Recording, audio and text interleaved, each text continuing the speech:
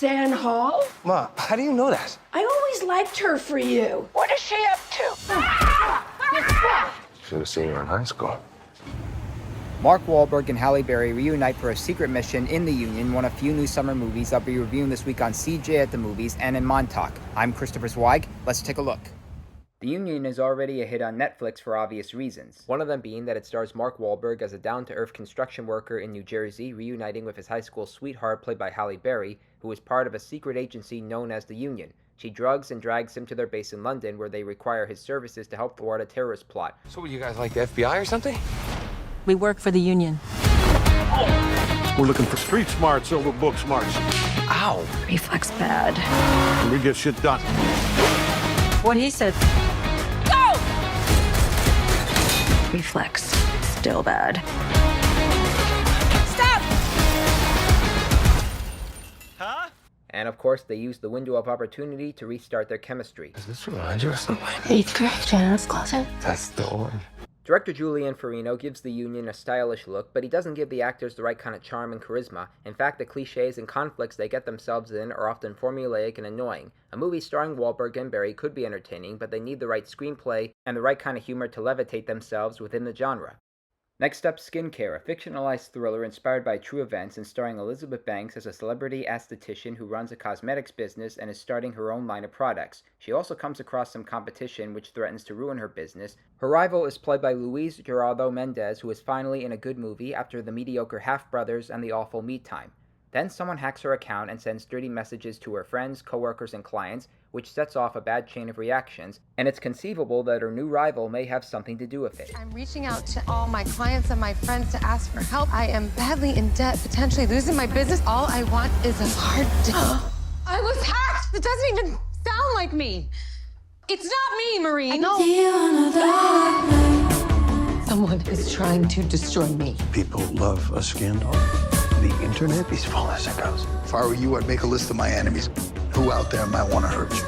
Any idea who might have access to pictures of your face? I'm a public figure. She's in magazines, dude. It's like... Skincare is a movie that will leave you irritated by the stress of someone being hacked and having their lives destroyed, and entertained by the universally excellent performances from the cast, particularly by Banks. I wasn't easing into the scenes with Nathan Fillion as a TV host trying to have his way with Banks, but outside those scenes are filled with genuine moments regarding men threatening the main heroine for sex because that's what her hacked account was promoting, and there are also comments about accusations and which character is a saint and which one is a wolf in sheep's clothing. This thriller has the right cosmetics. Next up, Between the Temples, which stars Jason Schwartzmann as a cantor who begins to lose his magic in himself thanks to the pathos in his life. He goes to a bar where he reunites with his grade school music teacher, played by Kane, who asks him to be his new adult bar mitzvah student. He reluctantly agrees to teach her. Mrs. O'Connor, hi. This is a bat mitzvah class. I saw it on the website. So you want to have a bat mitzvah? Jeez, Benny, you're a sharp one. As their lessons take off, they become friends, much to the dismay of her son, played by Matthew Shear, who is an atheist. Your mother has decided to have her bat mitzvah, and I'm going to give it to her. This is classic Carla. What's so funny? This is hilarious. Between the Temples is smart and entertaining, with its 70s-style cinematography and aspects on different faiths which are consistently honest. Schwartzmann and Kane are both funny and charming with the right direction from Nathan Silver, and they feel like characters in a 70s movie. It knows an interesting character study when it sees it. And I know a bad movie when I see one, and that happens to be a reboot of the 1994 cult classic The Crow, which would have made Brendan Lee a bona fide movie star if that prop gun didn't kill him. This time they do the smart choice of not using real guns, but they also make the wrong choice of making this movie, which was already DOA the minute we got the trailer, word of mouth, and the review embargo being lifted the minute it showed its face in theaters. Based on the comic book series, Bill Skarsgard now takes on the lead role of Eric Draven, a troubled young goth who falls in love with a mysterious girl played by FKA Twigs, but both of them get murdered by a criminal enterprise. Please don't do this!